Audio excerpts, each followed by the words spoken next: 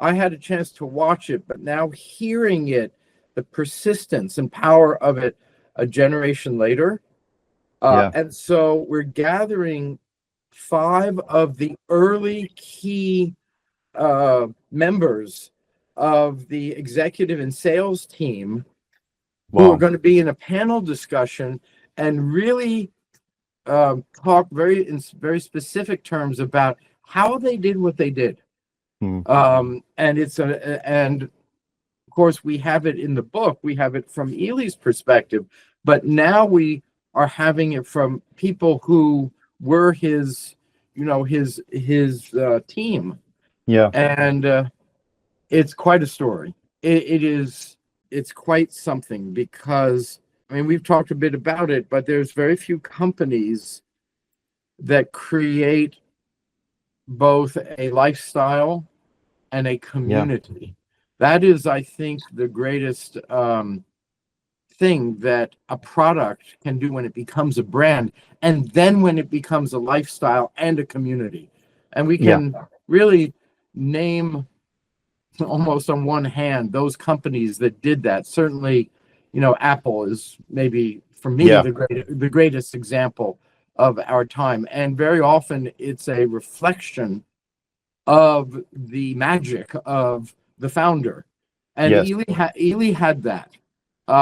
And so we're getting testimonies from all over America and the world of the power of that. And our hope is that that's what is that magic is what's in the book, and will also be in the AI audiobook. And we believe that it is based on people's reaction. And that's why the book, we were saying that we hope that the book, that The Unconquerable Game, will become the Big Bertha of books, because that phenomenon that was accomplished in the game of golf, as storytelling, is going to be an equally powerful story. I think reading the book, I can see a lot of similarities with Apple, and it made me think of Simon Sinek. And Simon Sinek talks about the golden circle, and this is what he says. He classifies the golden circle as what separates the great companies from the ordinary companies. And it's basically what, how, and why. And he says most companies will tell you what they do and how they do it, but it doesn't really drive passion and imagination within customers, because essentially everybody does that. His argument is that companies who start with why do they do this? What's their reason for existence? They're the ones that are the most successful. And there was a quote in the book by Ely which really fascinating, because he actually talks about the fact that in the early days of marketing with Callaway, and he was overseeing the marketing campaigns, it was never about selling a golf club and selling a message, it will improve the golfer. And to me, it ties in with this idea of having fun playing golf. And having fun playing golf means many different things to many different people associated with the sport. And I think that's counterintuitive to probably how a lot of companies operate, and especially as a new company trying to break in to get some market share, to say, we're not building a club to make you better, it's about improving golf. It's fascinating. Do you think that he was able to say that because of the experiences that he had with his previous businesses?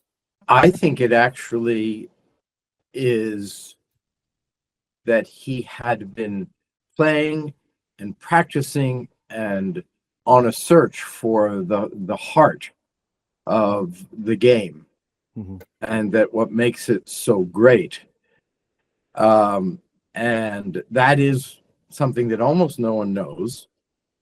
And that, of course, that's why we opened the book, having found, a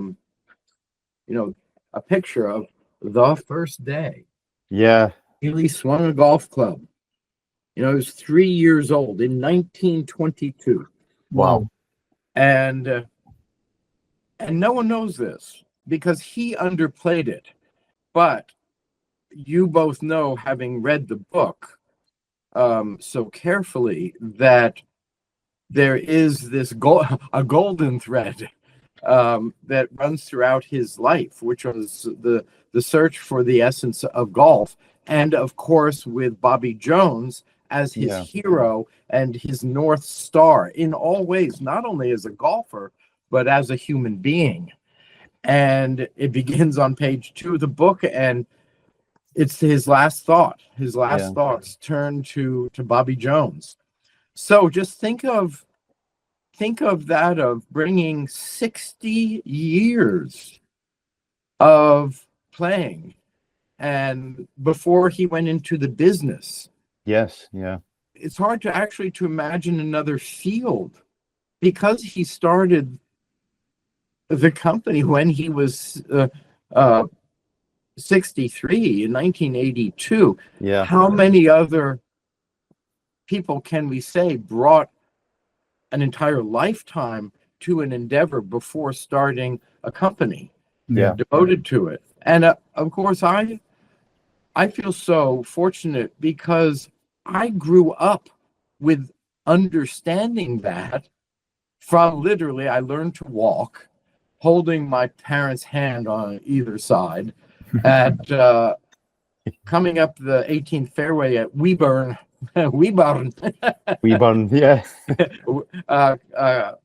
country club in Darien, Connecticut. And they were both excellent golfers, and they won the mixed, the couples championship at Weburn. So I had a whole lifetime of knowing and seeing and observing and being taught by Ely about the game before then watching him go into the business. So I understood it completely, but this is one of the great discoveries of the book. That people will really learn how deep and profound those roots are. I think it says a lot about the character of Ely, because he'd obviously been very successful with the wine business, and he had sold the business and made a good amount of money from the sale of the business. So given his stage of life, he's talking about he's got his Rolls Royce, and he's got his golf club memberships. It probably would have been very easy and understandable at that stage if it was just a case of, I've done my time, been successful, now I just want to go and play golf. But to then take on another business and buy Hickory Stick and obviously morph that into Callaway and build Callaway into the huge success which it obviously is now, it really sort of is testament to the man and his ethos and his ability to see opportunity. I think that's really...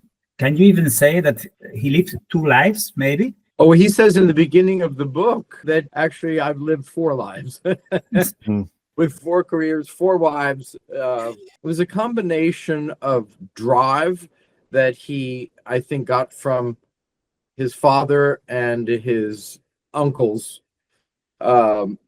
He speaks about that, but I think you either have ambition and drive within you or you don't. And he had it deeply embedded in his character, and it never waned.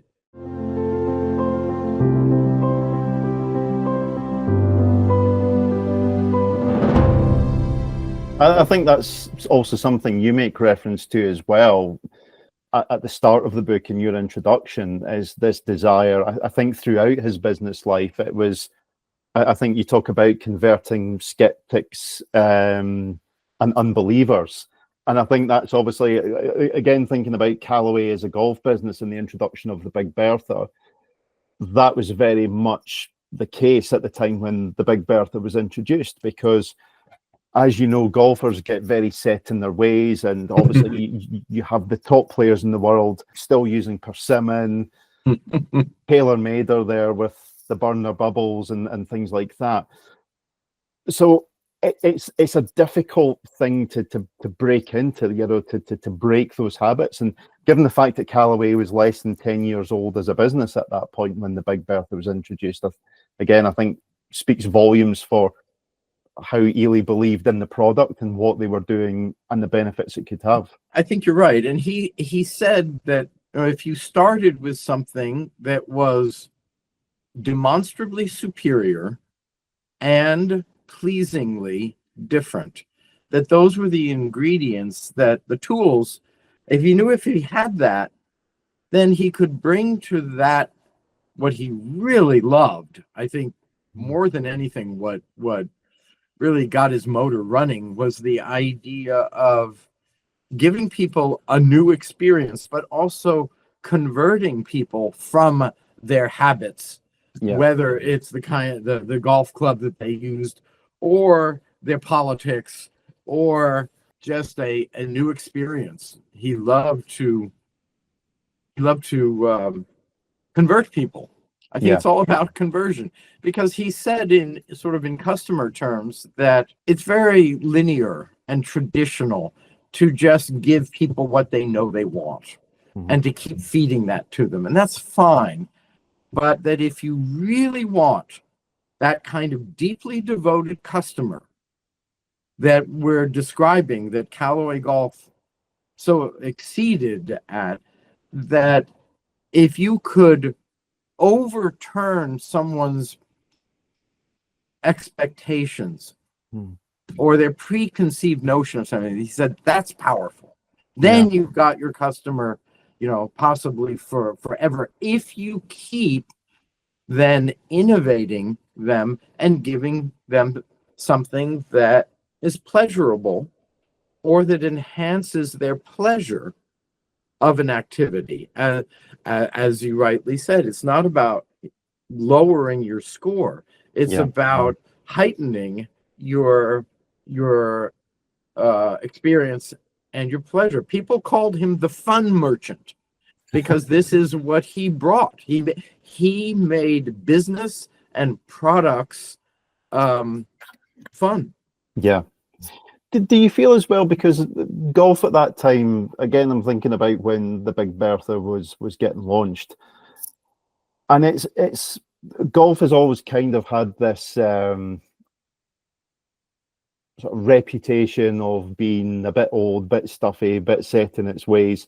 So even at that point, it was probably hard to try and get people coming into the game. It's much easier now, obviously, but late 80s, early 90s, obviously you didn't have things like social media to help introduce people to the game. So I'm also thinking as well about how important the Big Bertha was, because of its ease of use, actually gave people, when they hit that club, the opportunity to explore golf further and really sort of take more of an active interest in playing the sport. Absolutely. Having been a golfer all his life, he had come from that traditional world. He knew that it was elitist and often a closed world. And there were so many things about the game that were exclusive rather than inclusive. And he was, if anything, he wanted to be inclusive. So he also said, which was so true, that the game was very intimidating, and the most intimidating moment, or first intimidating moment, is when you step up to the on the tee and address the ball with the driver. That it's everyone who plays golf knows how terrifying that can be. And so the great change that he wrought in the game was to create the Big Bertha that made it friendly and less intimidating. And that feeling was so liberating to people that that made them, it attracted them to keep playing and to the game. And he'd also said, it's All you need is that one shot per round. The feeling of a well-struck shot, he said, is unlike anything else really in sport or in life, and that will keep you coming back. So if you had that experience for the first time with the Big Bertha, that became a magnet. And so that really was the emotion at the heart of, I think, what fueled Callaway Golf. And it was those of us who lived it and knew it. People still talk about it. It was a phenomenon in the history of American business with few comparables. And I think actually it's not an exaggeration to say that there were two great figures at this time in the history of golf that in their respective ways transformed it from an elitist, exclusive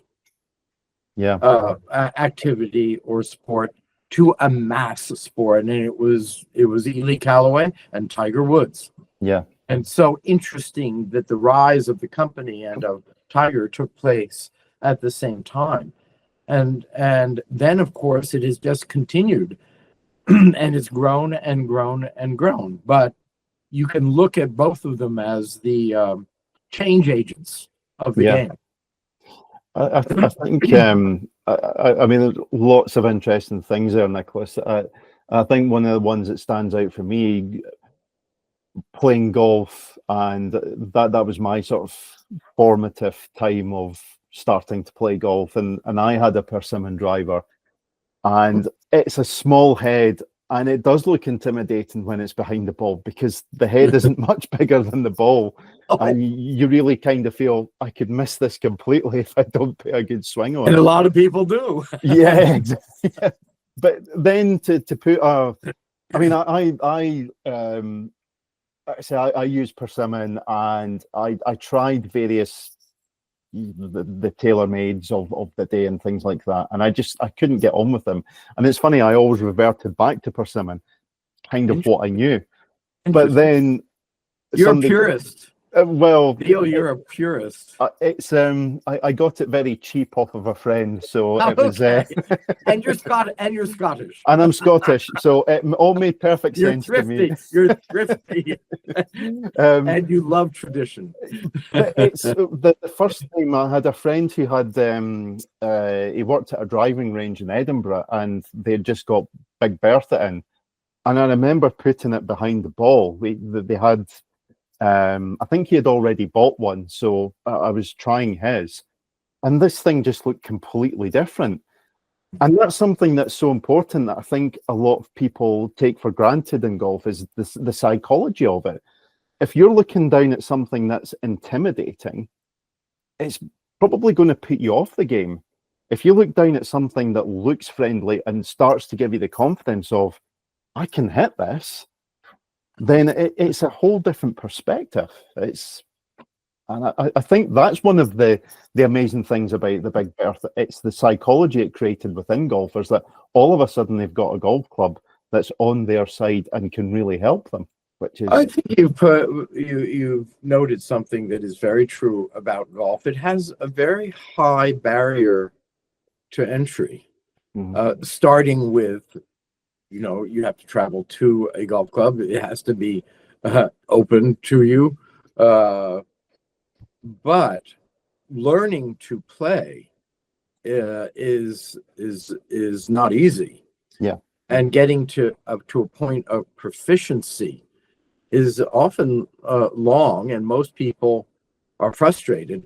I think playing golf is sort of the violin playing of sport. It's hard to get a good sound out of a violin quickly.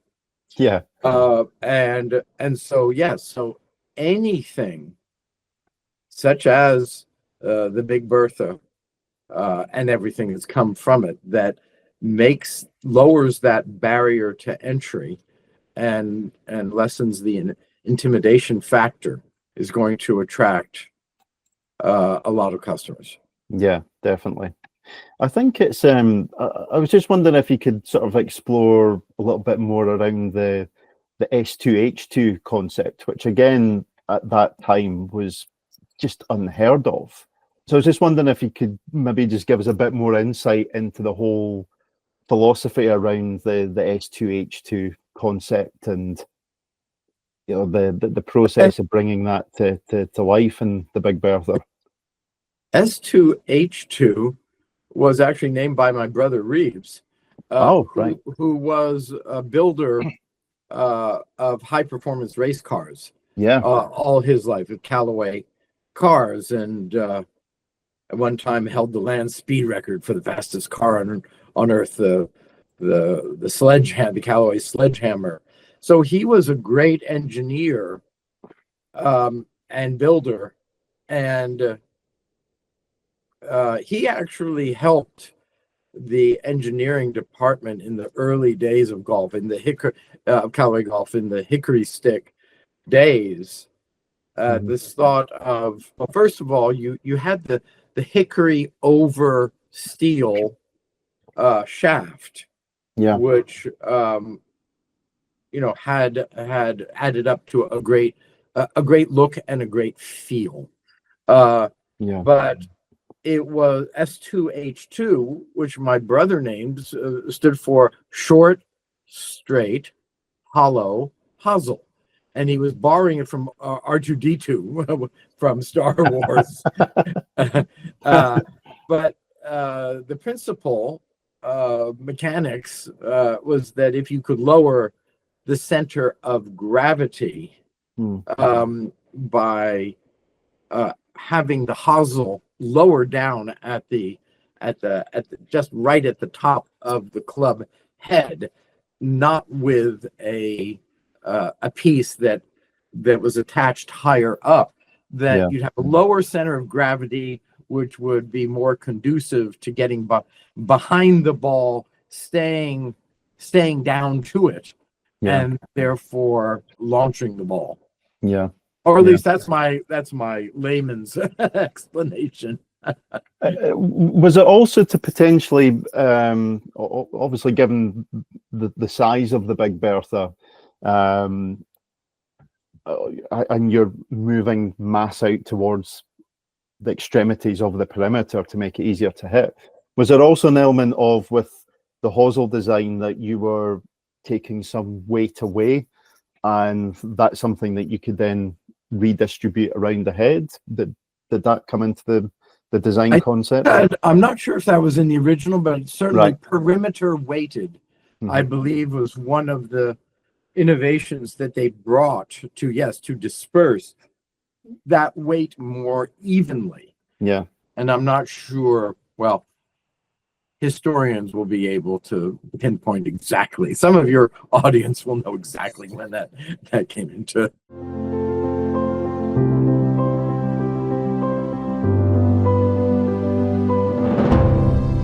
It was in the 1990s after his 75th birthday, and having watched him all my life, and he had a fascinating life. I don't think I realized growing up quite how fascinating, and I certainly didn't realize until putting together the book long after he passed, just how wild it was. But he was someone who was charismatic, who everyone who met him never forgot him, and everyone had a story about him, and I could see that he was so widely liked and admired. And so I felt that it could make a very interesting book. He was not a writer by profession, but he was a good writer. So we paired him. We did a search of a number of prominent writers or co-writers of biographies. Bud Shrake, who had worked with Harvey Pennick on the Little Red Book, John Rothschild, John Huey, who had just co-written Sam Walton's memoir, and ultimately Larry Dorman, who was the head golf writer for the New York Times.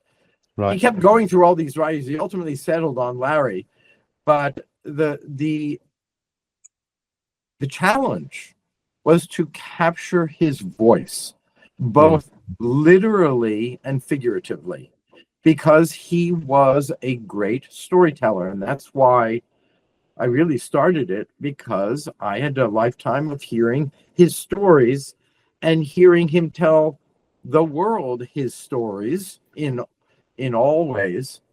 And I had also a lifetime of, that I always remembered, of going out to dinner with Elye was one of the great things. And we had countless meals throughout my life of talking. He was a great conversationalist, a great storyteller.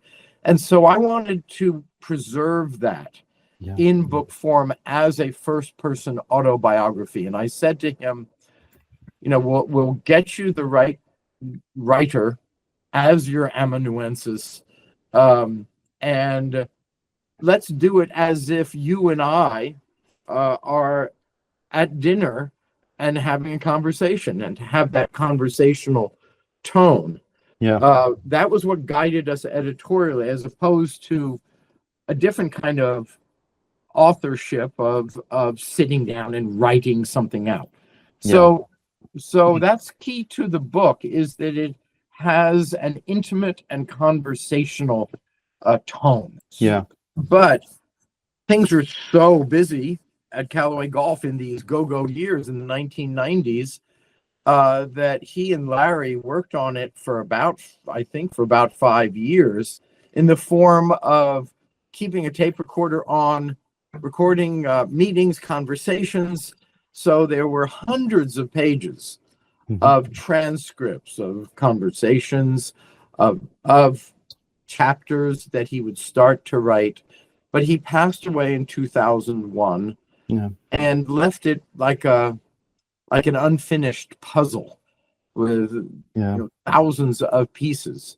And Larry wanted to finish the book, even though Elye passed away. But interestingly, and this is an indication of the effect he had on people, with each deadline in the years after Elye passed away, when Larry was supposed to deliver a chapter, he it's ironic, because as perhaps the #1 golf writer in America for his generation, and at the times where the first and last rule is deadline. You meet your deadline.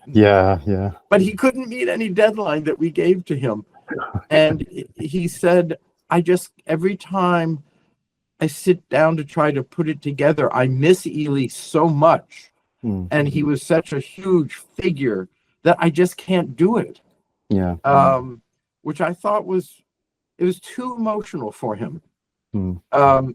So it sat there for close to a generation. And Diana Duvall, who was his last lieutenant at Callaway Golf, who became his executor and who I've remained close with during COVID, 20 years later, we said, that project should still be done. We should finish the book. So that I had inherited his archives. And in order to finish it, I realized that I should go more deeply than my memory and what I knew about his life, or the pieces that he left behind, and try to do something that would be comprehensive, but in the first person, out of the primary sources of his own papers, his own letters, memorabilia, etc. That led me on a 1-year research, when of course I've been a publisher and editor.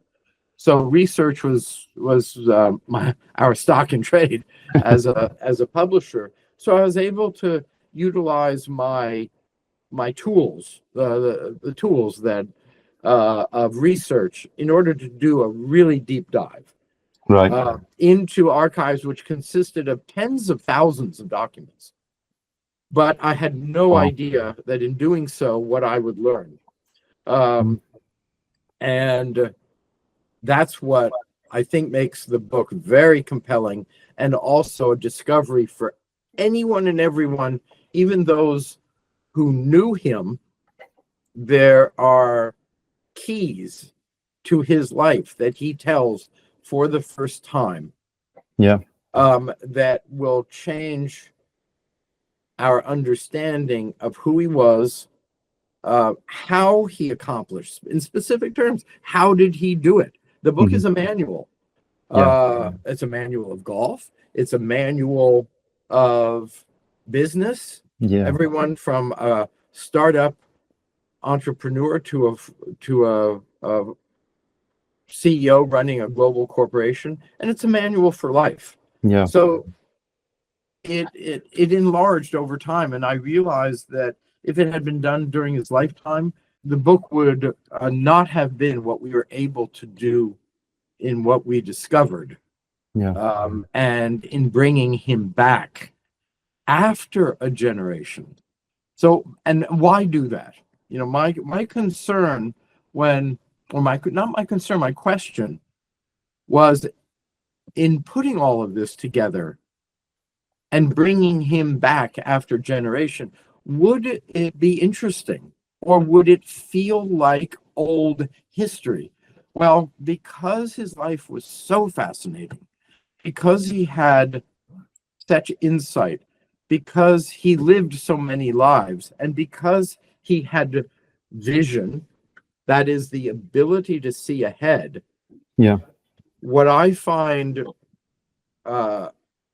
most interesting is that even though this is someone who was born in 1919, died in 2001, this book reads, in terms of its concerns, its lessons, its insights, its wisdom, it reads as if it were written this week. Yeah. That's the biggest surprise, I think, of the book. Yeah. It's quite uncanny how relevant the things that he foresaw, the things that he cared about, are timely, relevant, and I believe important to today. Yeah. This interview is not about politics, but what do you think Elye would say if he had the opportunity to live today about golf and about life and about the world we have at the moment? He was a great optimist. And of course, he saw and lived 8 decades of the 20th century, which was one of the most dramatic times in world history. So he saw the best and the worst in human endeavor and character. And he came away knowing both with still a tremendous sense of optimism and faith in human beings. And so I think that no matter how shocked or appalled he might be by things that are happening in the world, I think he would be a champion of striving to do better, be better, and that things can get better. So I think he would be about golf specifically, Tom. I think he would be thrilled to see the way the company has continued to grow and the way the game of golf has continued to grow, and that he played a part in that. So that's my sense. But he would not be shy in expressing his opinions about what's going on in any arena, and he would be in there, in the arena, doing his best to get people to rise to their better nature. I think one of the things that he learned and cared most about was personal integrity, and doing, as he said, doing the right thing. And And at the heart of it, you see it throughout the book, and in one of the Iliisms is, if you make a mistake, the most important thing to do is to admit it, to face it, to admit it immediately, and then to take steps to correct it. Yeah. How rare is that in today's world? It is such a simple thing to do as well, but people kind of forget about it. And simple but seemingly hard. You know, to really face that. There's so many things that make us want to push it off, not admit it, ignore it, think that we can get away with it. And one learns in the book that attitude toward of integrity and admitting your mistakes, he learned through really hard experience. That's what the book is about as well. Yeah. Tom, I just wanted to also talk about the AI audiobook. We did it. So when I was putting it together, of course, because we were measuring were we succeeding in capturing his voice. By that I mean the author's voice and that conversational tone.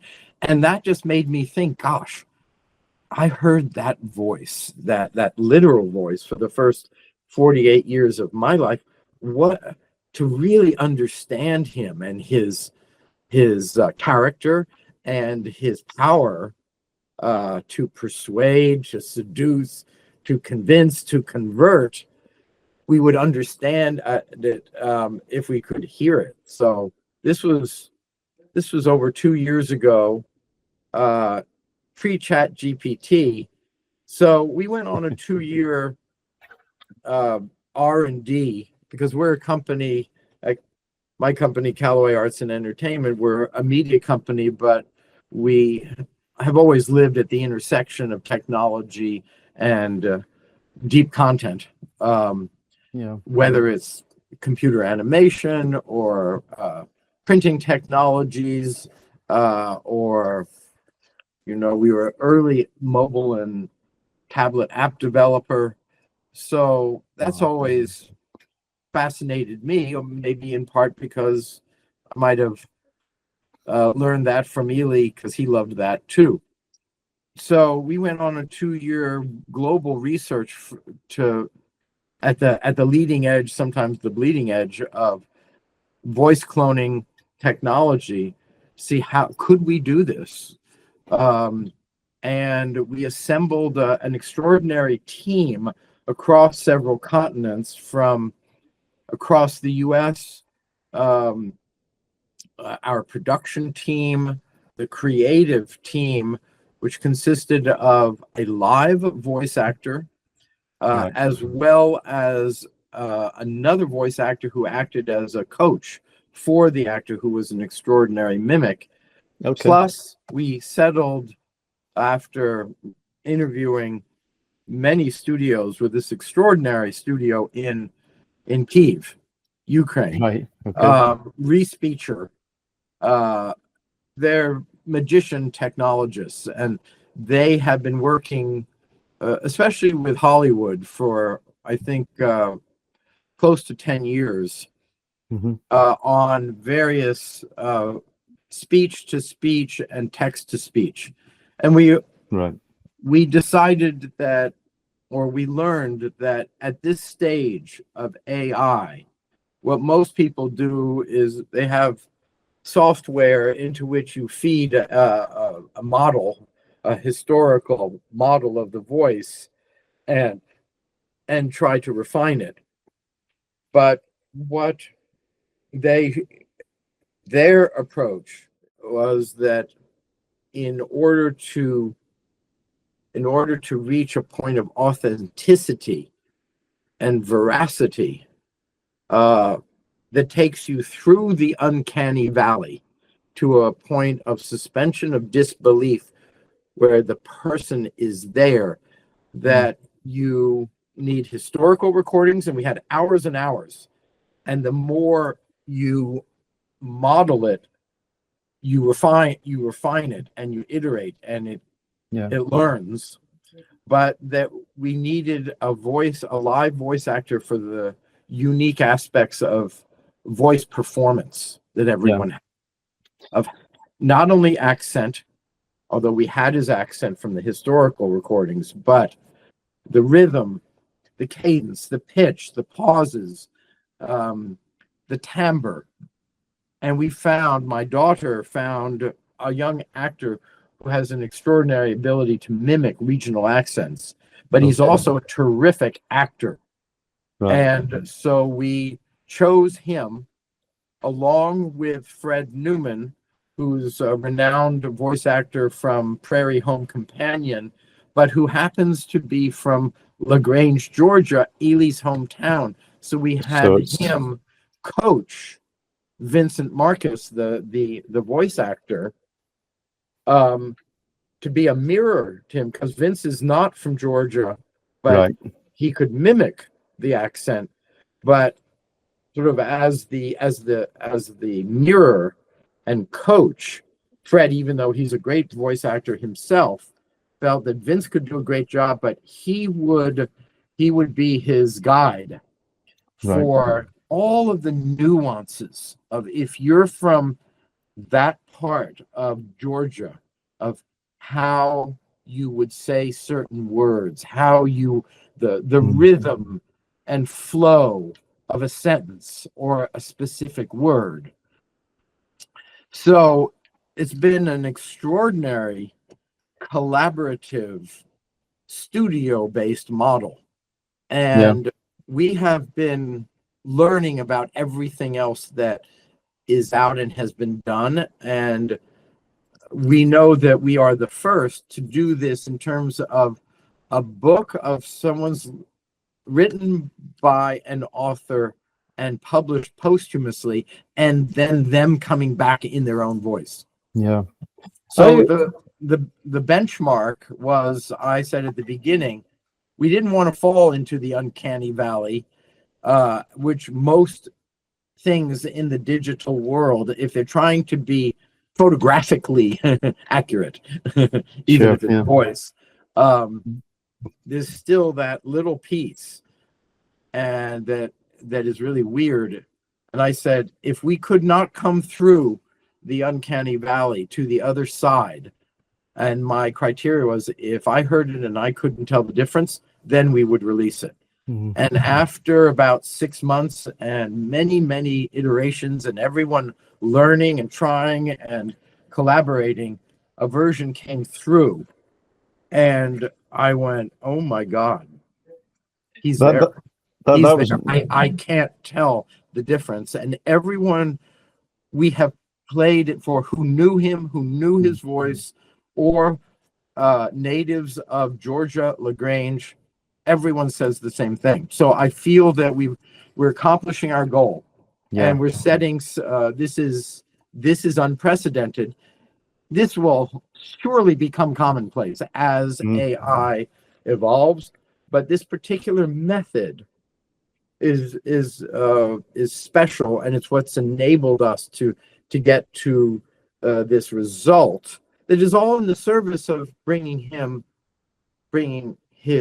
alive, in the service so that you do feel that he is there next to you. So it becomes a primary experience where you are there. The uncanny, the part that I think amazes people is they say, oh my God, he's there. So it's a primary experience. It's not a secondary experience. Sure. And that is due to a combination of original content and how the book was written, creative artistry with actors, and technologists. It's not just the software, it's what they do with it, using it as a tool. So it's a remarkable thing. And it will it's going to get a lot of attention, and it's going to draw people into his story that might not otherwise have checked it out. It's going to be 24. The book is $40 MSRP, and bookstores everywhere, and in golf channels. we've built a sales force from ex-Callaway Golf's club salesmen who are so devoted to Ely that they said, we're going to get this in every golf pro shop.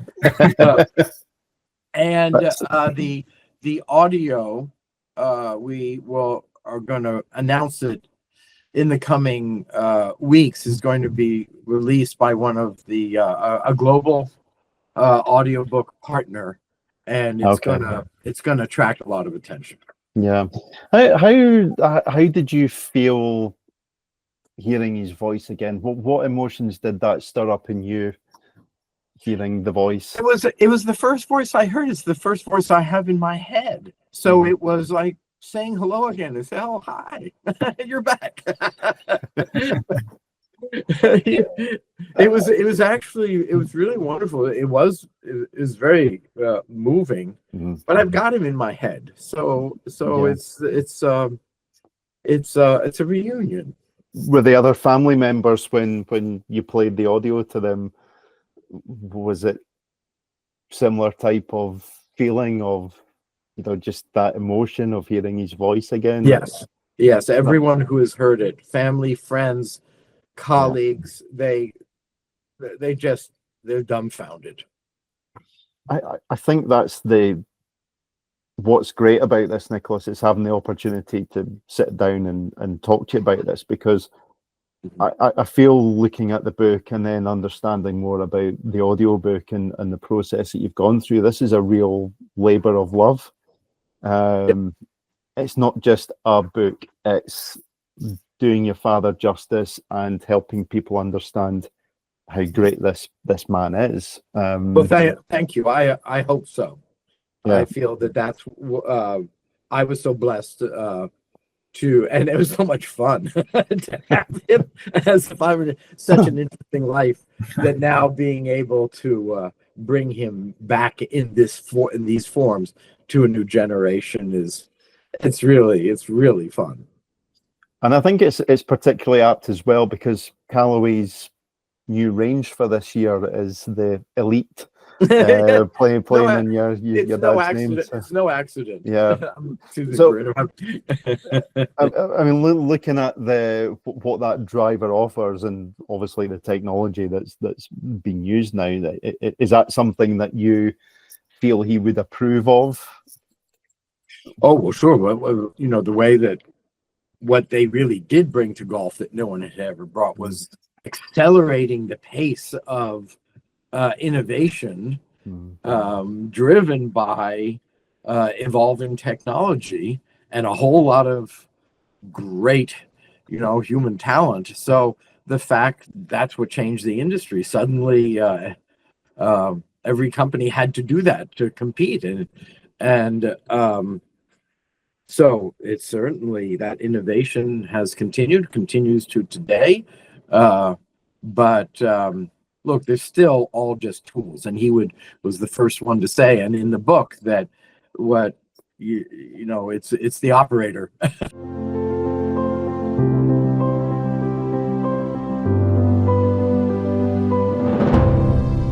I mean, the book is released on the 25th of March. Yes. You mentioned and the audiobook. The book is $40, hardcover, jacketed hardcover with the star of the show. Looks fantastic. Front and back. And the AI audiobook is $24.95 and will be available on all audio platforms. Okay. Nice. And then you start like this tour. Yes. So yes, we start actually right before publication at Horseshoe Bay. They're having a big opening of a new golf center in partnership with Callaway's. So I'm going to go and participate in those activities. We're going to golf destinations, literary societies, and giving an hour-long talk with a Q&A and signing books, and we're having a phenomenal, people are reserving in advance. And so on the 25th of March at the University of San Diego, we launched the book on publication date with this panel and an audience of 600 people, and we hope it'll be like an old time, revival meeting. It's people. That passion is going to be unleashed all over again. And then around the country, we're posting on our website and on social media the tour. So there'll be, for those who might like to attend, we're going to Monterey Peninsula, all up and down the California coast, San Francisco, Napa, Michigan, the Northeast metropolitan area, the Hamptons, Pinehurst, Kiowa, Sea Island, Florida, all over the country. Yeah, that's amazing. Of the world. How about the rest of the world? That will come next year, and of course, golf has a worldwide audience, and a very obsessively devoted one. So we're going to come to the UK next year. Both England and Scotland and Ireland, and then Western Europe, the Middle East, and Asia. That'll be. We'll do the world tour next year. If I could give you one word of advice, don't go to the Middle East in the summertime. We won't. I have been to the Middle East in the summertime. It's not nice. We won't. But November, December is ideal. You really feel reading the book that it is like you're having a conversation with him. You could imagine yourself sitting like we are now, and this is the flow of conversation that we're having. There's a couple of things I just wanted to pick up on what you were saying there, Nicholas, and it's fascinating because I think this book is unique because it's not just about what he did with Callaway Golf. He was successful and he was an entrepreneur in other fields as well. So you have the thing that connects them is obviously his desire and drive to succeed. And I think that strikes out for anybody who's got entrepreneurial spirit now. Yes. But given the fact that he's not been with us for 20 years and you've got this generation of golfers now who use Callaway products but don't necessarily know about the man behind the product, I think that's why the book also is really worth looking into now, because understanding why the company is the way it is, you've got to understand the man behind it as well, which the book does perfectly. We will learn about the man behind the name on the club, and hopefully that will inspire, and it will also in itself, learning that story will be then something that enhances your experience of playing with Callaway clubs and of playing golf or of any activity. That's why this golf was his passion, and the other businesses, wine and textiles and apparel, but his approach to them, to those specific areas, one can apply to any activity in life. And that's why it really is a book for all generations, all ages, and even if you're not interested in golf or wine. So that's what we hope and why we've done it. I mean, I again, thinking about GBR, is that something that we can potentially share later on as some of your dates? Look, you do such extraordinary work and reporting, and we're thrilled to have you cover the book and cover the story and follow it. So we thank you. I mean, it's an honor to spend this time with you and obviously have such access to the book. I think we're honored as well.